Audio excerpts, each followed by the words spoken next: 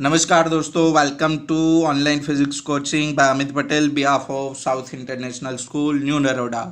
Lecture number 1.13 electric charge and electric field. आज के जो टॉपिक्स है इलेक्ट्रिक फ्लक्स है, फिर चार्ज डिस्ट्रीब्यूशन है। याद रखो दोस्तों, there are two types of charge distribution, one is continuous and second one is discontinuous. These three types are of continuous charge distribution. We will also discuss discontinuous charge distribution. लेकिन सबसे पहले मैं electric flux चालू करूँ उनसे पहले थोड़ा एक और मुझे यहाँ पे आपको एडिशनली एक टॉपिक सिखाना है, उनके बाद हम जाएंगे directly on electric flux. Okay, चलो याद रखो चैनल को आपको सब्सक्राइब करना है, अपने दोस्तों तक फॉरवर्ड भी करना है इस वीडियो को। ठीक है, कर सकते हो अगर आपको करना है तो, नॉट बाय फोर्सफुली। तो जो टॉपिक मैंने आपको बोला था दैट इज एरिया वेक्टर। क्या होगा? Area vector. देखो दोस्तों, अभी तक आप सबने क्या स्टडी किया है कि आपकी जो एरिया है ना वो कौन सी क्वांटिटी है? Scalar quantity. याद है सबको? और ये सही भी है, लेकिन यहाँ पे हम एक एरिया वेक्टर की बात करेंगे। तो मैं एक नॉर्मल टर्म्स में आपको बोलूँ तो एरिया वेक्टर मतलब क्या? जो सरफेस से नॉर्मल होगा आउटवर्ड डायरेक्शन में, सरफेस से परपेंडिकुलर, उसको आप क्या बोलोगे? Area vector. लाइक ये जो पेपर है वो आपकी एक सरफेस है, तो सरफेस से नॉर्मल ऐसे बनेगा कि नहीं? देखो इनसे परपेंडिकुलर है, तो ये क्या होगा? एरिया वेक्टर बनेगा ये वाली सरफेस का। चलो, अगर ये सरफेस को मैं टर्न करूँ तो सरफेस से एरिया वेक्टर हमेशा क्या रहेगी? परपेंडिकुलर, वो ऐसे टर्न करेगी। रुको एक मिनट, मैं आपको दूसरा एग्जांपल देके समझाता हूँ। चलो, ये आपकी सरफेस एक, और ये इनका सरफेस नॉर्मल बनेगा। देखो सरफेस से परपेंडिकुलर है, ये कैमरा में थोड़ा आपको क्रॉस में दिखेगा, ये सरफेस से परपेंडिकुलर है। क्लियर? अगर मैं सरफेस को टर्न करूँ ना, देखो ये वैसे ही टर्न करेगा और हमेशा सरफेस से कितने एंगल पे रहेगा? 90 डिग्री के एंगल पे। क्लियर है? समझ में आ कि नहीं? क्लियर? तो ये इनका क्या होगा? एरिया वेक्टर होगा। Area vector which is always perpendicular to the, area vector is always perpendicular to the surface. Clear? तो यहाँ पे आपको एरिया वेक्टर डिफाइन करना है, तो उनका डेफिनेशन में लिख रहा हूँ, देखो यहाँ पे। चलो, तो vector associated with area element या तो area of a surface is taken to be in the outward direction and perpendicular to the surface, perpendicular to the surface. Clear? तो हमेशा कोई भी सरफेस एलिमेंट होगा उनका भी आप एरिया वेक्टर निकाल सकते हो, और वो कैसे होगा? परपेंडिकुलर होगा।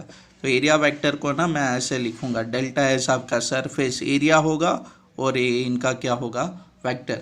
ठीक है, इनको आप एरिया नॉर्मल भी बोलोगे या तो सरफेस नॉर्मल भी बोल सकते हो। ठीक है, तो मानो कि यहाँ पे देखो, अगर कोई मैं एक सरफेस में कंसिडर करूँ ये वाली, और इनका एक स्मॉल सरफेस एरिया में कंसिडर करूँ, मानो कि ये सरफेस एरिया किसके बराबर? Delta S.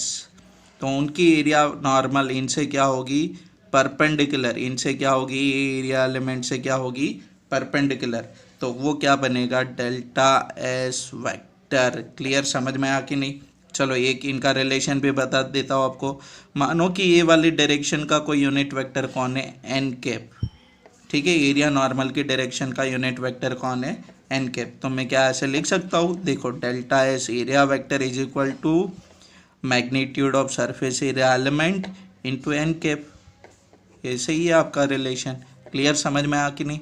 चलो, तो कोई भी सरफेस होगी उनसे उनका एरिया नॉर्मल क्या रहेगा? हमेशा परपेंडिकुलर। क्लियर? जैसे कि मैं मानो कि आपको बोल दूं कि हाथ है मेरा, यहाँ पे एरिया नॉर्मल ऐसे। समझ में आ कि नहीं? अगर मैं हथेली, ये देखो, ये हाथ को ऐसे घुमाता हूँ तो पाँव मेरी घूमेगी, साथ में ये एरिया वेक्टर भी घूम रहा है कि नहीं? है ना? समझ में आ कि नहीं? क्लियर? चलो, तो फिर हम बात करते हैं इलेक्ट्रिक फ्लक्स की। क्लियर इतना? चलो, नेक्स्ट अपना टॉपिक है इलेक्ट्रिक फ्लक्स। तो ये देखो एक सिंपल और इनका सिंबल है फाई। क्लियर? आगे जाके याद रखना, आगे जाके ना हम एक और फ्लक्स स्टडी करने वाले, that is magnetic flux. Clear? तो यहाँ पे कौन सी फ्लक्स है? Electric flux. Clear?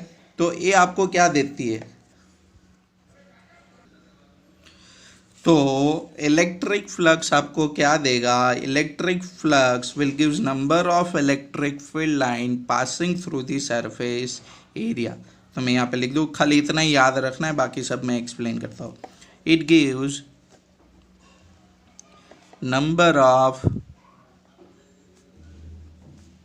Electric field lines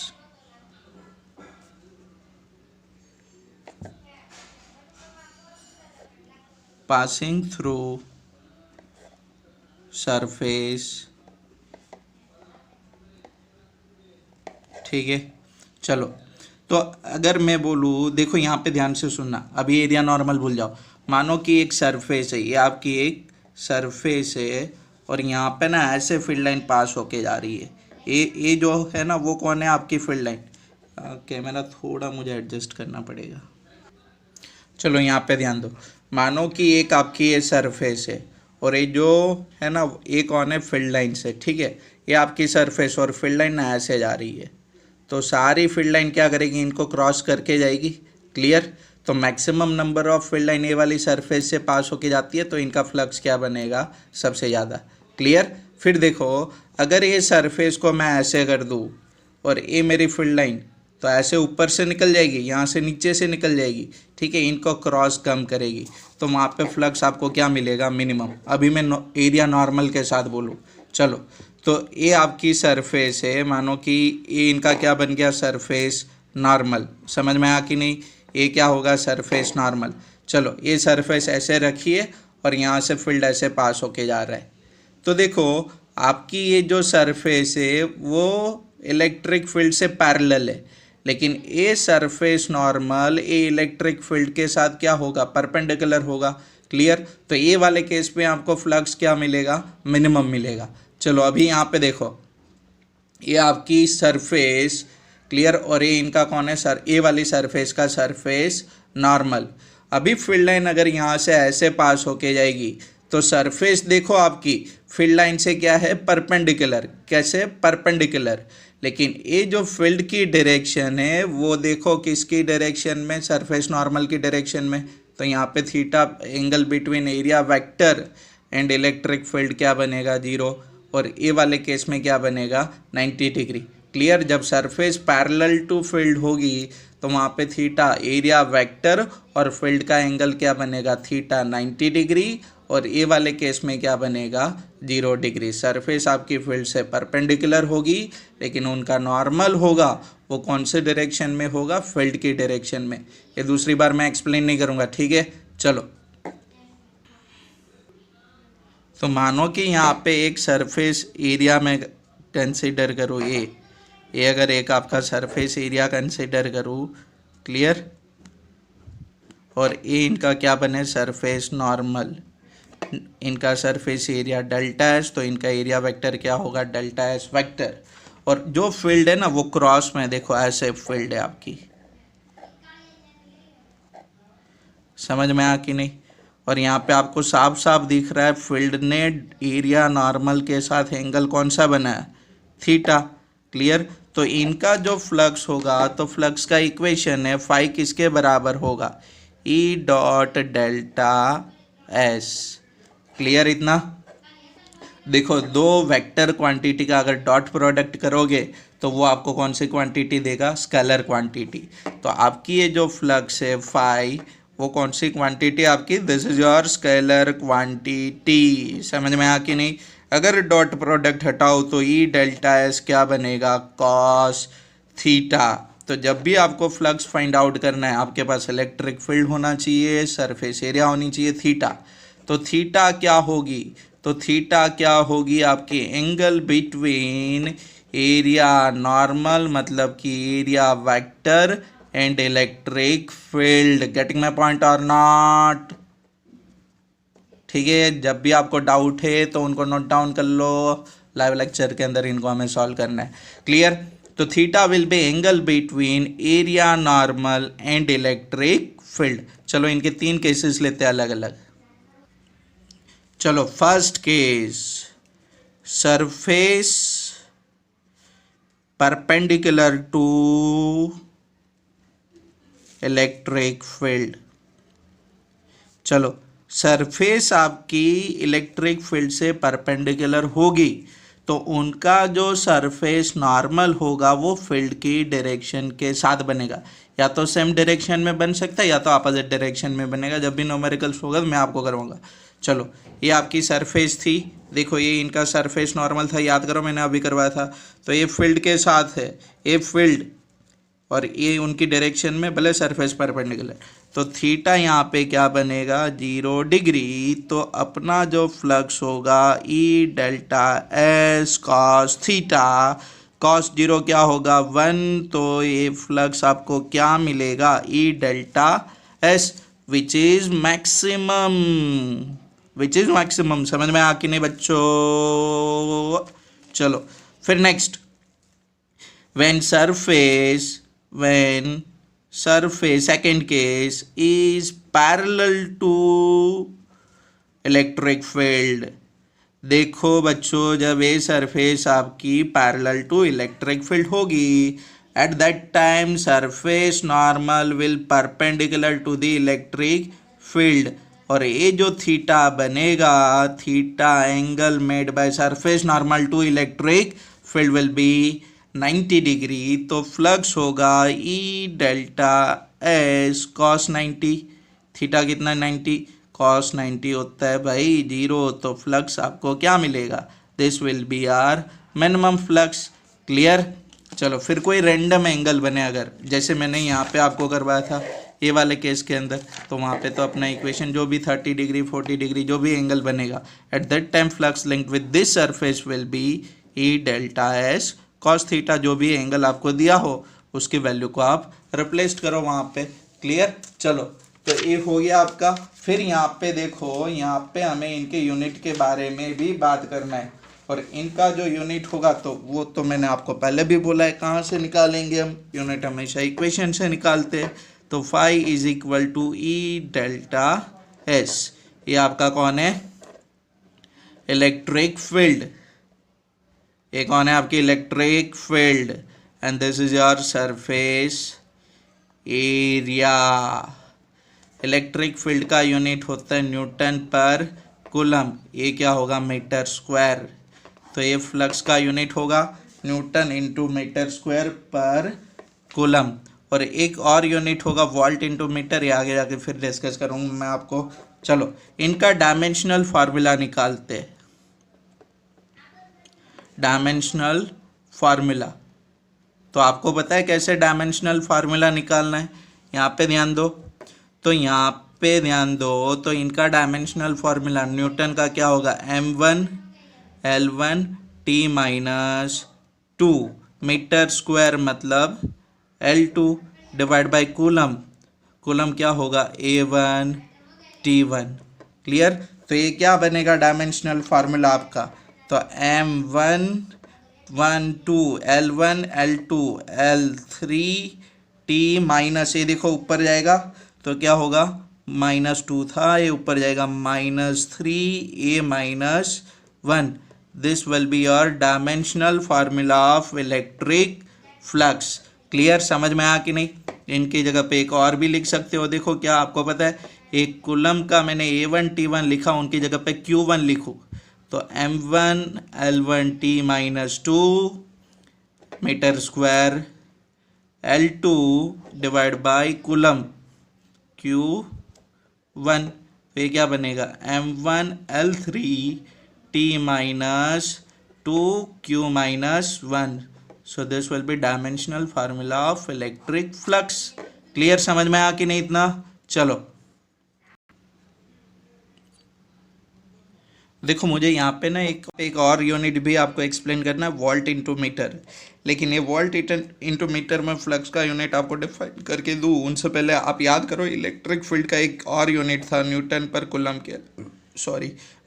coulomb के अलावा कौन थी, वोल्ट पर मीटर, ये आपकी इलेक्ट्रिक फील्ड की यूनिट थी कि नहीं? तो देखो volt per metre into metre square होगा, तो ये क्या होगा, वोल्ट इंटू मीटर होगा। समझ में आया कि नहीं?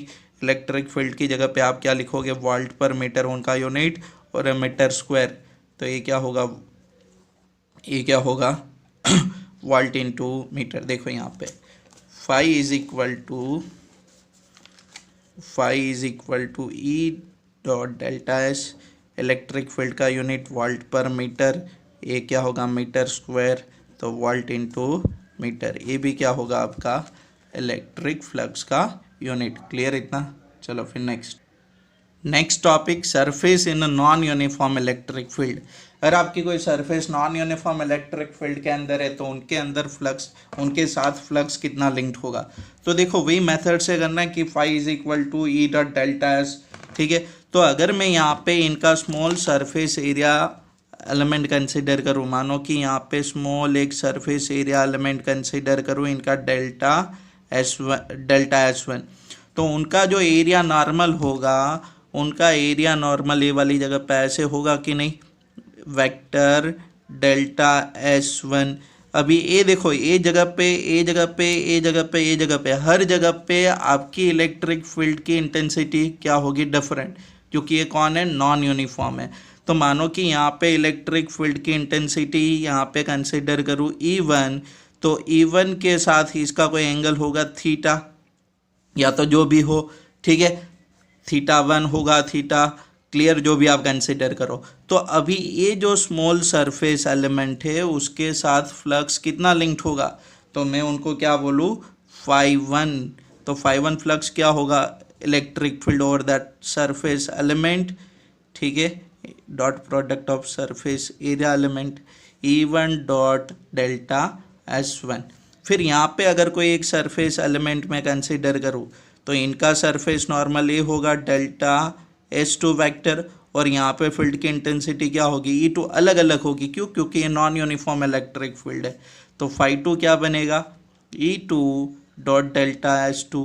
तो ऐसे हर एक एलिमेंट के लिए कर सकते हो कि नहीं? तो ऐसे तो n नंबर ऑफ एलिमेंट मिले, पूरे एरिया को एलिमेंट में डिवाइड करो, क्लियर, तो ऐसे n नंबर ऑफ एलिमेंट मिलेंगे आपको, क्लियर। तो टोटल फ्लक्स क्या लिंक्ड होगा फिर, तो सबके एडिशन के बराबर total flux linked with surface, तो वो क्या होगी, फाई, तो phi will be φ1 plus φ2 up to φn। तो φ1 होगा E1 डॉट डेल्टा S1, φ2 होगा E2 dot delta S2 up to En dot delta Sn। Clear है कि नहीं? चलो, तो ये तो आपकी देखो अलजेब्रिक समेशन बनेगी कि नहीं बनेगी, यहाँ पे अलजेब्रिक समेशन बनेगा 1 1 2 2 n, तो sigma EI dot delta SI I is equal to 1 to n। तो this will be your total flux. Clear?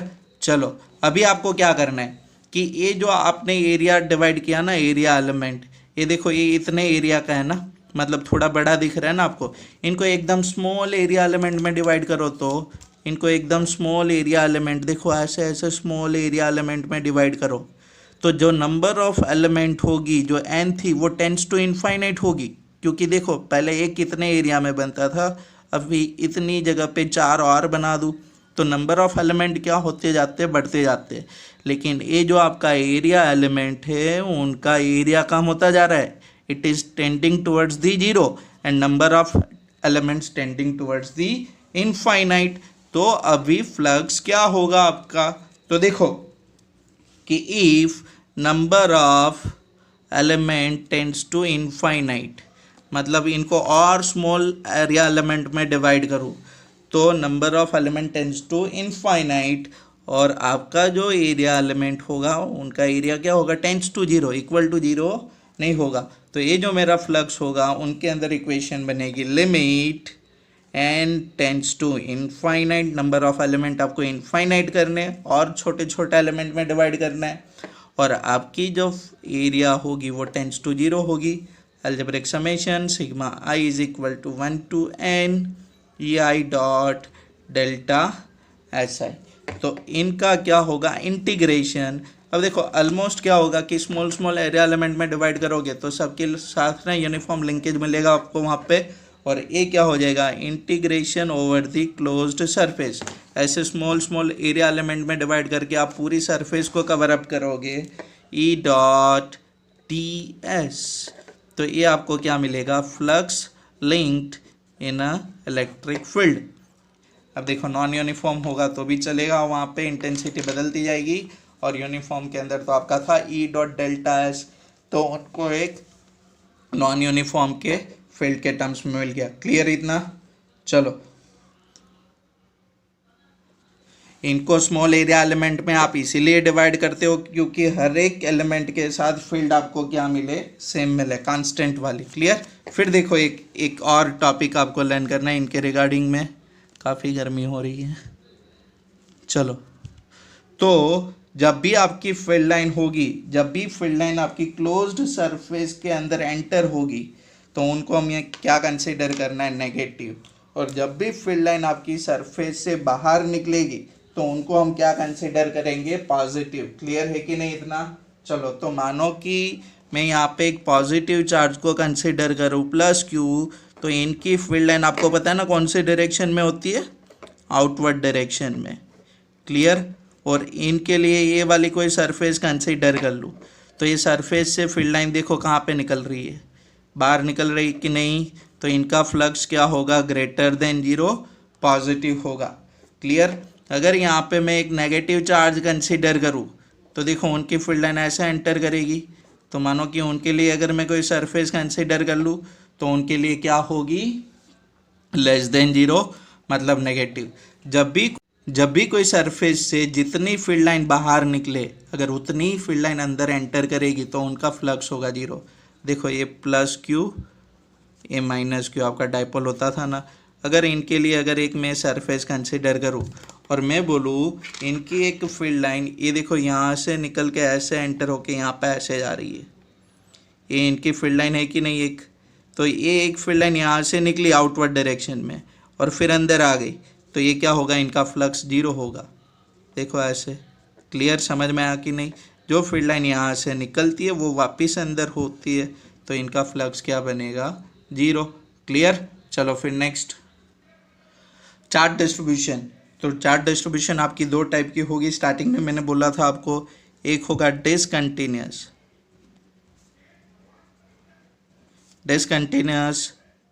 Charge distribution, और दूसरा जो होगा वो आपका क्या होगा कंटिन्यूअस चार्ज डिस्ट्रीब्यूशन।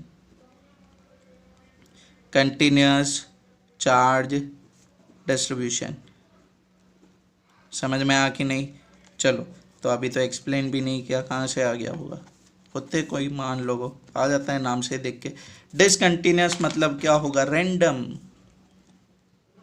चलो, अगर मैं बोलूँ एक लेंथ कंसीडर करो, यहाँ पे एक ही टर्म्स में मैं आपको एक्सप्लेन करूँगा। यहाँ पे अगर एक लेंथ में कंसीडर करूँ एल, और मानो कि ये एल ना लेंथ कितनी है 10 मीटर। क्लियर? या तो 10 सेंटीमीटर बोलो, अपना क्या जाता है। चलो, तो यहाँ पे ना चार्ज ऐसे डिस्ट्रीब्यूटेड है, देखो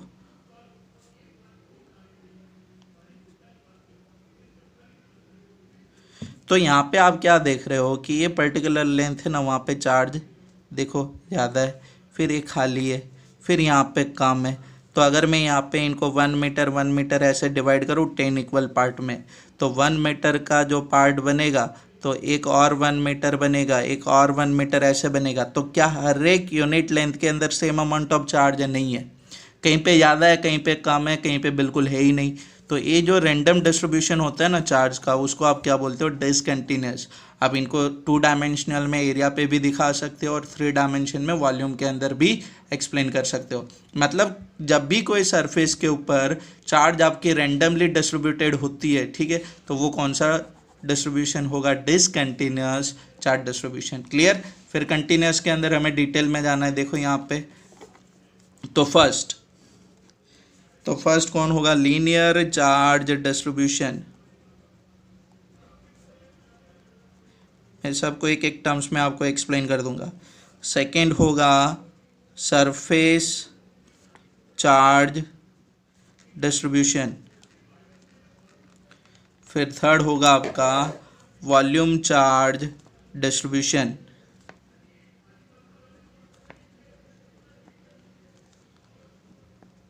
चलो मानो कि एक लेंथ में यहाँ पे कंसीडर करो ये वाली वन डायमेंशनल है, लीनियर चार्ज डिस्ट्रीब्यूशन आपकी कौन से वन डायमेंशनल, और इनके ऊपर चार्ज आपका जो स्प्रेड हुआ है ना वो ऐसे देखो कंटिन्यूस है कि नहीं। अगर मैं यहाँ पे 1 सेंटीमीटर की लेंथ कंसीडर करूँ कितने चार्जेस आते, 2 चार्जेस आते, फिर एक और 1 सेंटीमीटर यहाँ पे देखो ये ऐसे एक और 1 सेंटीमीटर कवर करूँ तो फिर से वहाँ पे 2 चार्जेस, एक और 1 सेंटीमीटर 2 चार्जेस, एक और 1 सेंटीमीटर 2 चार्जेस। तो यहाँ पे हर एक यूनिट लेंथ के अंदर 1 सेंटीमीटर बोलो 1 मीटर बोलो, लेकिन सेम अमाउंट ऑफ चार्ज मिले आपको इक्वल लेंथ के लिए, ठीक है, तो वो आपका क्या होगा, लीनियर चार्ज डिस्ट्रीब्यूशन होगा।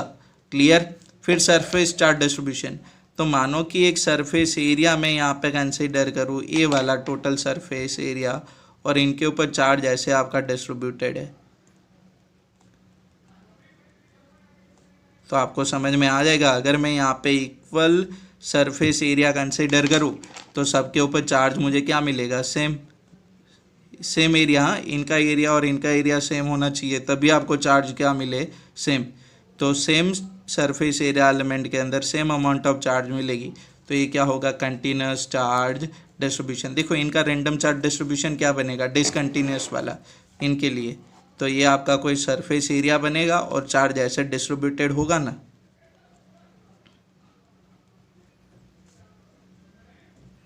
ये देखो रैंडम है कि नहीं, ठीक है, तो ये डिसकंटिन्यूस है और ये क्या बनेगा, कंटिन्यूस।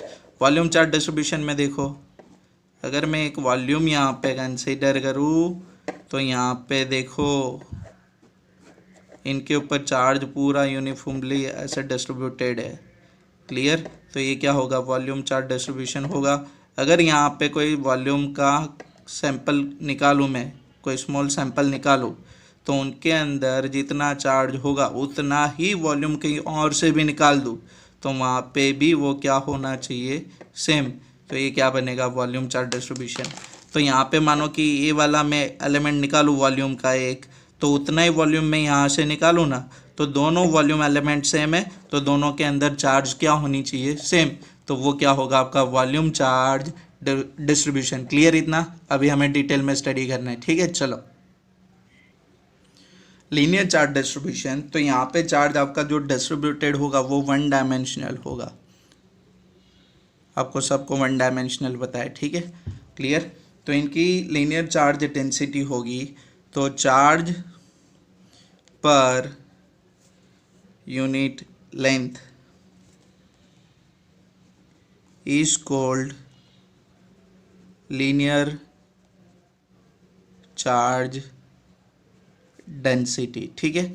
और उनको हम लेमडा से रिप्रेजेंट करेंगे, तो लेमडा क्या होगा, total charge divide by length. तो यहाँ पे देखो एक आपकी 1 डायमेंशनल एलिमेंट है, लेंथ इनकी मानो कि मैं कंसीडर करूँ एल के बराबर, ठीक है। तो और इनके ऊपर जो चार्ज मुझे कंसीडर करना है वो मैं कंसीडर करूँ मानो कि क्यू के बराबर। क्लियर। इनके ऊपर चार्ज कितना कंसीडर करूँ, क्यू के बराबर।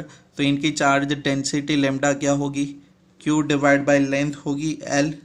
क्लियर। तो ये इनकी क्या होगी, लीनियर चार्ज डेंसिटी। उनका यूनिट क्या होगा, तो उनका ऐसा यूनिट देख लो, तो यूनिट क्या होगा, कूलम पर मीटर, तो ये इनकी यूनिट होगी। अब देखो यहाँ पे, तो मानो कि ये पूरी लेंथ के ऊपर चार्ज कितना है, क्यू के बराबर। तो अगर मैं यहाँ पे एक स्मॉल एलिमेंट कंसीडर करूँ डी एल के बराबर, यहाँ पे स्मॉल लेंथ एलिमेंट कंसीडर करूँ मैं डी एल के बराबर, तो उनके ऊपर चार्ज मैं कंसीडर कर सकता हूँ कि कितना होगा, डी क्यू के बराबर।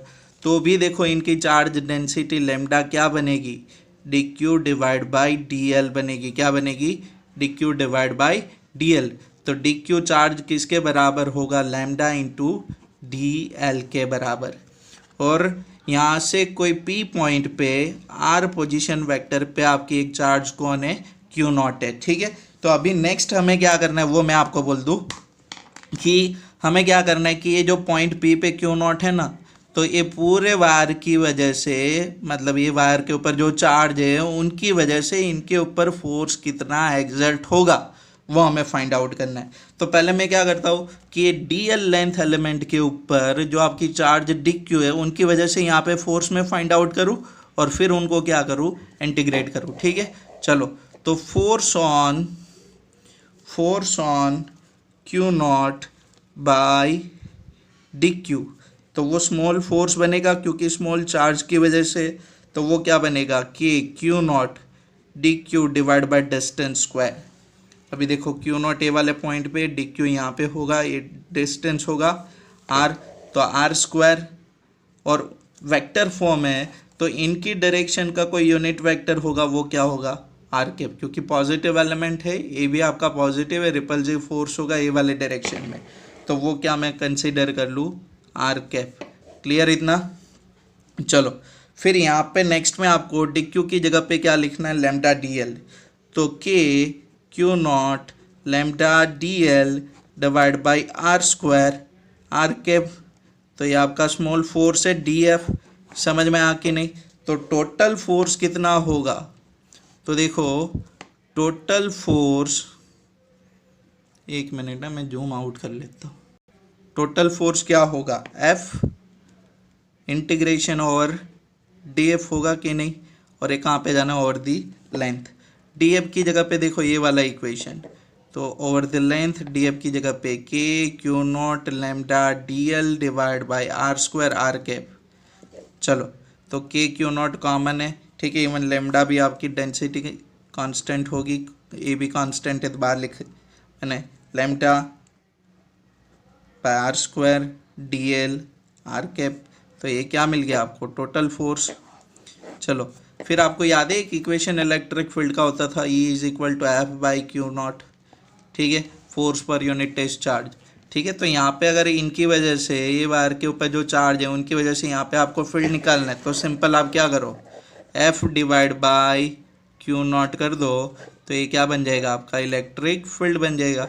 और इलेक्ट्रिक फील्ड देखो क्या मिलेगा, K integration over the length lambda by are square D L R vector, तो ये आपका क्या मिल जाएगा, आपको इलेक्ट्रिक फील्ड मिल जाएगा। चलो फिर यहाँ पे एक और टॉपिक है, नोट करके लिख देता हूँ। तो मानो कि एक आर रेडियस वाली रिंग है, कितनी रेडियस वाली, आर रेडियस वाली रिंग है, और इनके ऊपर ना चार्ज किसके बराबर है, क्यू के बराबर। तो इनकी लीनियर चार्ज डेंसिटी क्या होगी, तो लीनियर चार्ज डेंसिटी लैम्डा क्या होगा, चार्ज डिवाइड बाय लेंथ होगा। चार्ज तो आपने बोल दिया क्यू, तो ये आर रेडियस वाली रिंग की लेंथ क्या होती है, सरकमफरेंस के बराबर, तो ये क्या बनेगा, Q divide by 2πr।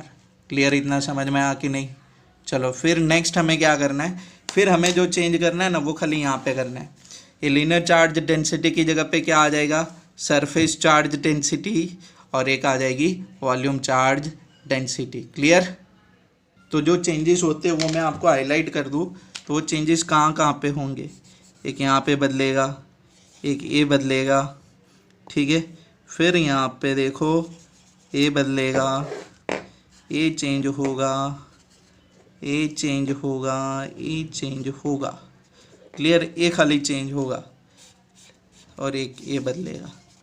Clear? चलो तो आपको जल्दी से याद रह जाएगा कहाँ कहाँ पे चेंजेस होने वाले है ना, मैं आपको दिखाऊंगा वहाँ पे। चलो सेकेंड, सरफेस चार्ज डिस्ट्रीब्यूशन। ये क्या था, लीनियर चार्ज। तो चार्ज पर यूनिट लेंथ था ना, तो यहाँ पे simple charge per unit area, तो वो क्या होगा आपका सरफेस चार्ज डेंसिटी। तो चार्ज डिवाइड बाई क्या होगा, एरिया। तो अगर इनका पूरा एरिया मैं बोलूँ डेल्टा एस, ठीक है, इनका पूरा एरिया कौन है, डेल्टा एस, ए वाले एलिमेंट का, और चार्ज उनके ऊपर मैं बोल दूँ आपको किसके बराबर है, क्यू के बराबर, ठीक है, टोटल चार्ज। तो ये क्या होगा, क्यू डिवाइड बाई, या तो डेल्टा क्यू कंसिडर करो, ठीक है, अगर डेल्टा क्यू होगा तो delta Q divide by delta S, Q होगा तो Q divide by delta S. तो इनको चलो डेल्टा क्यू ही रखो आप, कितना है, डेल्टा क्यू के बराबर, तो डेल्टा क्यू डिवाइड बाई क्या होगा, डेल्टा एस। अगर मैं इनका एक small surface area element consider करूँ जिनका एरिया किसके बराबर हो, डी एस के बराबर, और जिसके ऊपर चार्ज किसके बराबर हो, डी क्यू बराबर, तो इनकी सरफेस चार्ज डेंसिटी होगी वो क्या होगी, D Q divide by D S. Clear. इनका ऐसा यूनिट आप देख लो क्या होगा, तो ऐसा यूनिट क्या होगा, charge coulomb divide by metre square area. तो कूलम पर मीटर स्क्वायर डायमेंशनल फॉर्मूला आप आराम से निकाल सकते हो। तो देखो वही है कि नहीं, Q बाय एल था, ए क्या होगा Q बाय एस होगा। क्लियर। कूलम पर मीटर था, कूलम पर मीटर स्क्वायर होगा। ठीक है। फिर देखो यहाँ पे, तो वहाँ पे डी क्यू किसके बराबर था, लेमडा डी एल के बराबर। तो यहाँ पे डी क्यू किसके बराबर होगा, सिग्मा इंटू डी एस के बराबर। क्लियर। चलो फिर मानो कि यहाँ से मैं बोलूँ एक चार्ज है आर पोजीशन वेक्टर पे क्यू नॉट, कौन सा पॉइंट, मानो कि P point, same point consider करो। तो इनके ऊपर इनकी वजह से फोर्स कितना एग्जर्ट होगा वो फाइंड आउट करना है। तो इनकी वजह से एरिया एलिमेंट की वजह से क्या होगा, डी एफ, और पूरे एरिया की वजह से क्या होगा, फोर्स एफ होगा। तो वो कैसे फाइंड आउट करेंगे, जैसे पहले किया था। देखो force on Q not by D Q, charge on D S area element, तो वो डी एफ बनेगा के Q naught d Q divide by distance square, और उनकी डायरेक्शन का एक यूनिट वेक्टर में बोल दूँ आपको आर कैप। क्लियर। तो डी क्यू की जगह पे आप ए रिप्लेस करते थे ना, ठीक है। तो के Q naught sigma into D S divide by are square are cap. तो ये आपको डी एफ मिला कि नहीं। फिर आपको क्या करना है, टोटल फोर्स। तो टोटल फोर्स के लिए आप क्या करोगे, इंटीग्रेशन। तो एफ क्या होगा, integration over D F. Clear. तो इंटीग्रेशन इस सरफेस पे डी एफ की जगह पे K Q naught sigma D S divide by are square are cap. Clear. चलो के क्यू नॉट कॉन्स्टेंट, तो बाहर लिखो इसको, integration over the surface sigma dot D S by are square are cap. तो ये आपको क्या मिल गया, टोटल फोर्स मिल गया। देखो मैं यहाँ पे आपको हाईलाइट कर दूँ, जो चेंज हुआ ना वो ये चेंज हुआ, ये देखो खाली इतना ही बदला ना आपका, यही खाली चेंज हुआ ना आपका। क्लियर। बाकी सब तो वही है। देखो पहले भी मैंने हाईलाइट करके दिया था आपको, लेमडा डी एल की जगह पे क्या आ गया, सिग्मा डी एस, है कि नहीं। क्लियर। चलो तो ये आपको क्या मिल गया, टोटल फोर्स मिल गया। तो इलेक्ट्रिक फील्ड क्या मिलेगा आपको पता है, इलेक्ट्रिक फील्ड का इक्वेशन क्या है, E is equal to F by Q naught. तो क्यू नॉट को नीचे जान दो, तो इलेक्ट्रिक फील्ड होगा F divide by Q naught is equal to k integration over the surface area sigma dot D S by are square into r cap. ये आपका क्या होगा, इलेक्ट्रिक फील्ड। चलो तो ये जो आपकी चार्ज डिस्ट्रीब्यूटेड है that is over the surface. तो मानो कि एक शेल कंसिडर करो, शेल मतलब क्या होता है पता है आपको, प्लास्टिक की बॉल एज्यूम कर लो जो अंदर से खाली होगी और बाहर उनके पास सरफेस है, जिनकी रेडियस में कंसिडर करूँ आर के बराबर।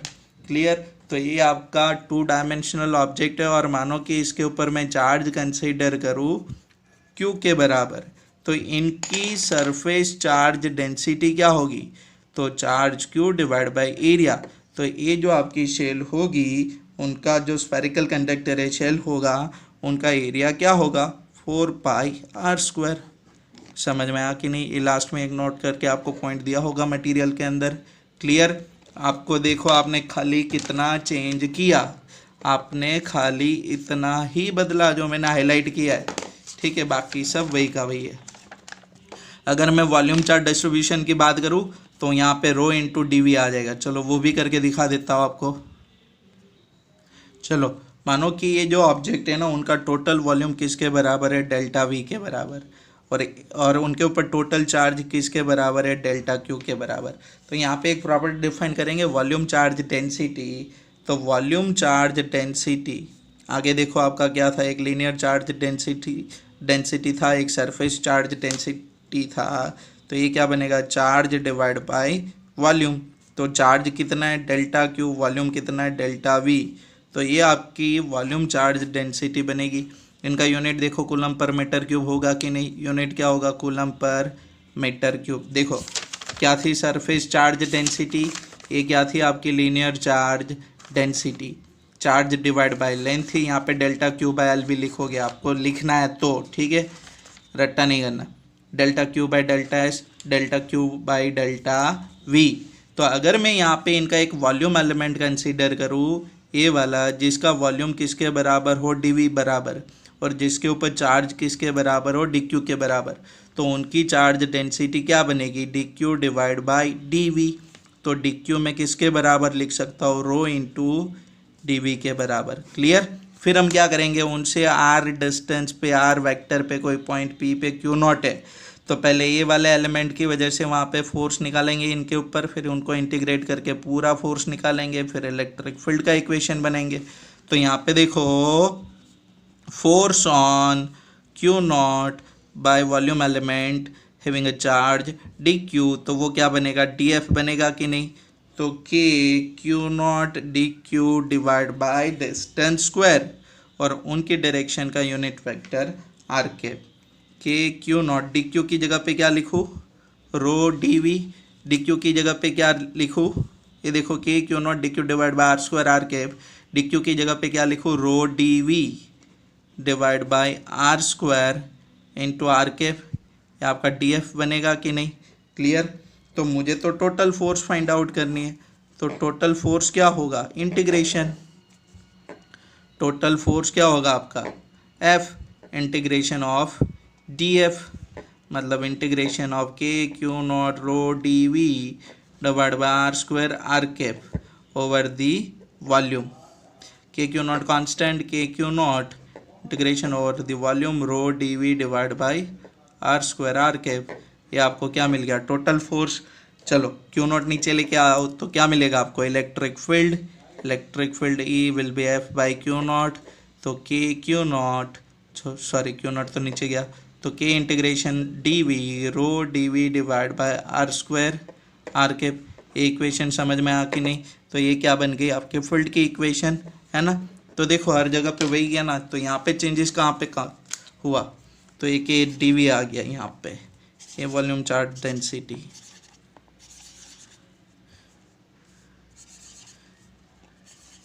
रो डी वी इंटीग्रेशन और वॉल्यूम था, ये चेंज है कि नहीं, देखो तीनों में वही खाली बदल रहा है, ठीक है, बाकी सब सेम है कि नहीं।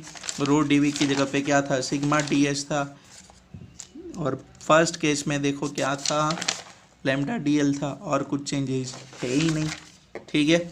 चलो तो अगर आपको बोले कि एक कंडक्टर है जिसकी रेडियस आर के बराबर, ठीक है, और उनके अंदर पूरे वॉल्यूम के अंदर चार्ज आपका डिस्ट्रीब्यूटेड है, तो उनकी वॉल्यूम चार्ज डेंसिटी क्या बनेगी, तो वॉल्यूम चार्ज डेंसिटी रो क्या बनेगी, चार्ज डिवाइड बाय वॉल्यूम, इनका चार्ज बोलो क्यू, और इनकी रेडियस आर, तो वॉल्यूम क्या होगा 4/3 पाई आर क्यूब, तो this will B volume charge density of that sphere. समझ में आ कि नहीं दोस्तों। तो आज का टॉपिक यहाँ तक रखे, ठीक है, तो एक बार ध्यान से सब रीड कर लो और इनका प्रिपरेशन भी कर लो, ठीक है। अभी जो नेक्स्ट टॉपिक अपना बाकी है ना, तो कल अपना जो क्लास होगा उनके अंदर इनके रिलेटेड, और ख़ास करके जो फ्लक्स का इक्वेशन था, flux phi is equal to E dot delta S, flux वाला इक्वेशन, तो उनके बेसिस पे हमें कैलकुलेशन करनी है, तो कल न्यूमेरिकल्स में लूँगा। और फिर परसों सबसे मोस्ट इम्पॉर्टेंट टॉपिक अपना होगा गॉस लॉ, ठीक है, एंड उनकी जो एप्लीकेशन है वो। क्लियर दोस्तों। तो आपको वीडियो अच्छा लगे तो लाइक का बटन होता है एक यूट्यूब के अंदर, वो प्रेस कर देना, कोई पैसे वैसे लगने वाले नहीं है आपसे, है ना। क्लियर, समझ में आ रहा है ना आपको। मुझे रिस्पॉन्स के लिए आप कमेंट भी डाल सकते हो, ठीक है दोस्तों। चलो बाय।